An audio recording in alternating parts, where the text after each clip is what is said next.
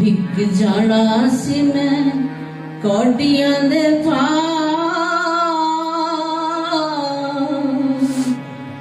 मालिका जे तू ना मिलदा विक जाना सी मैं कौडियां दे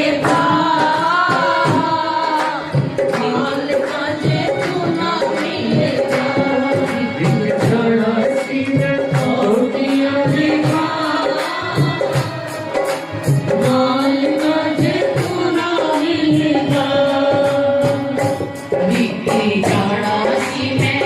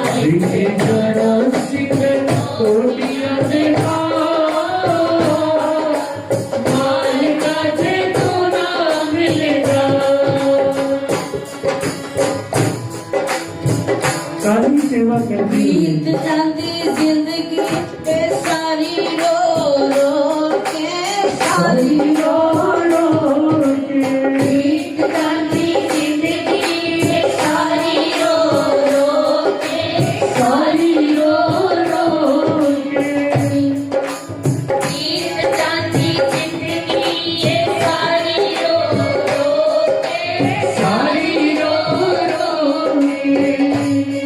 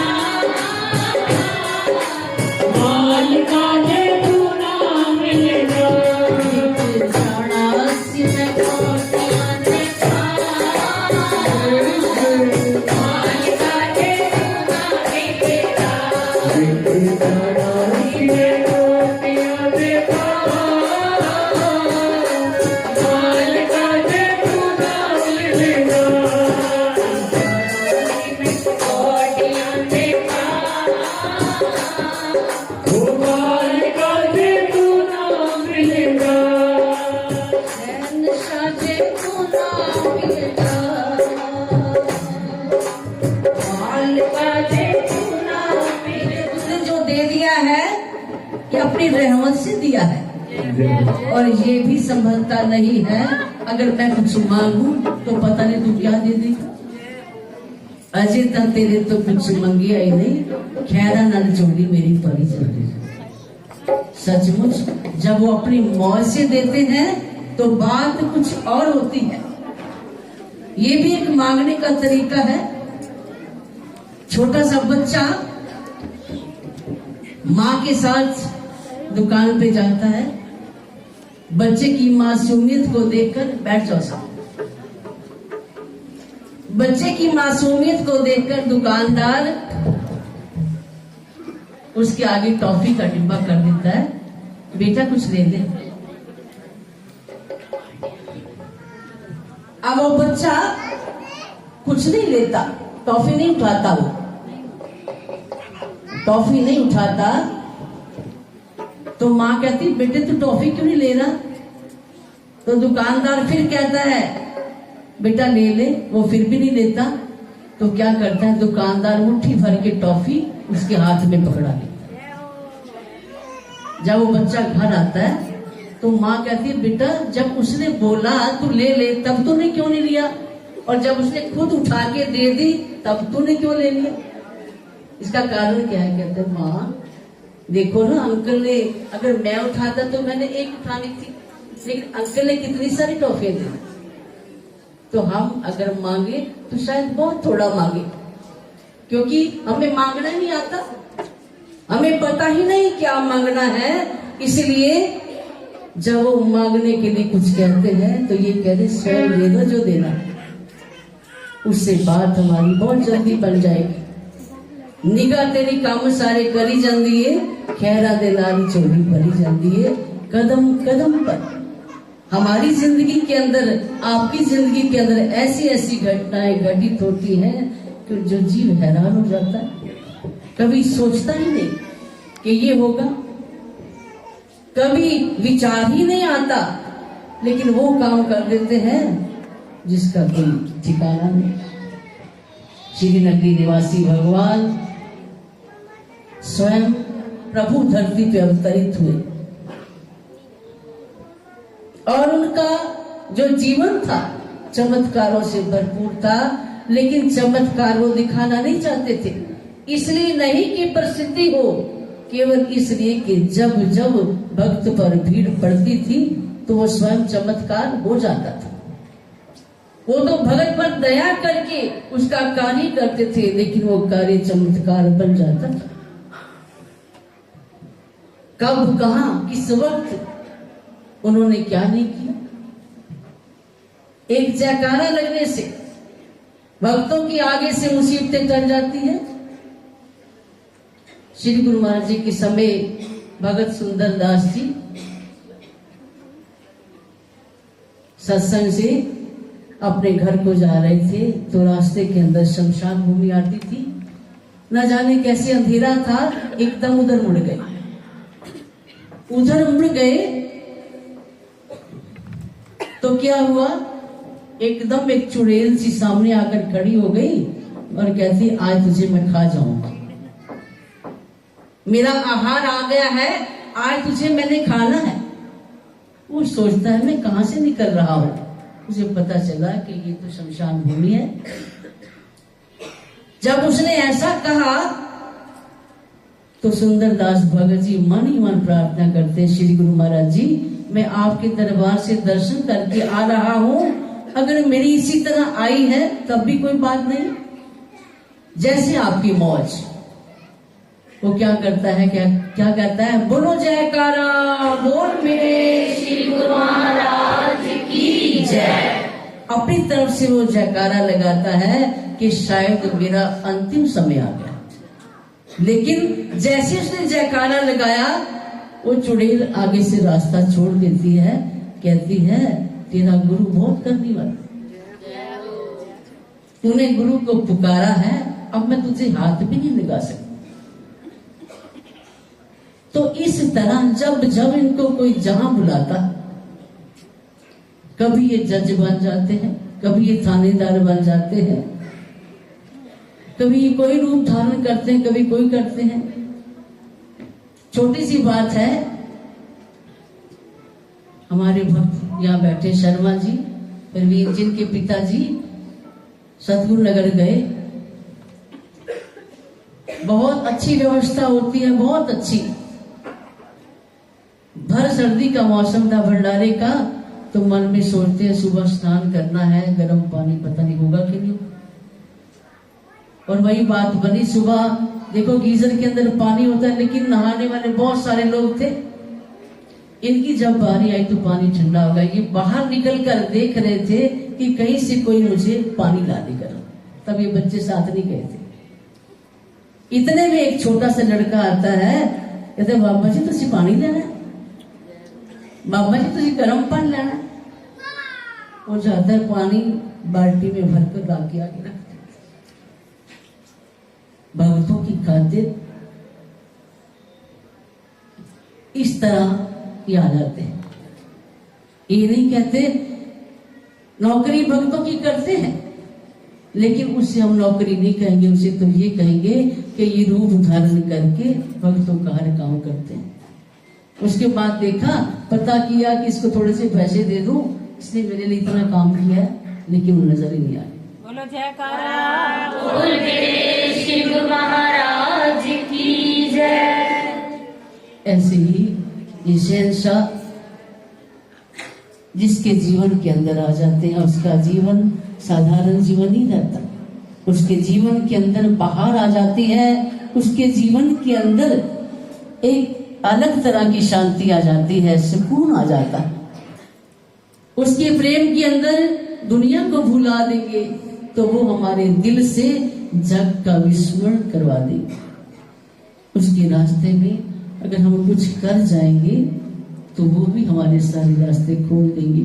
प्रभु प्रेमियों, ये भक्ति का मार्ग बहुत बहुत महीन मार्ग, इसके अंदर तो बस अपने आप को मिटा देना है, अपना अस्तित्व बाकी ना रख के बस उसकी खुशी को प्राप्त करना है। यही सेवक का धर्म है, यही श्री गुरु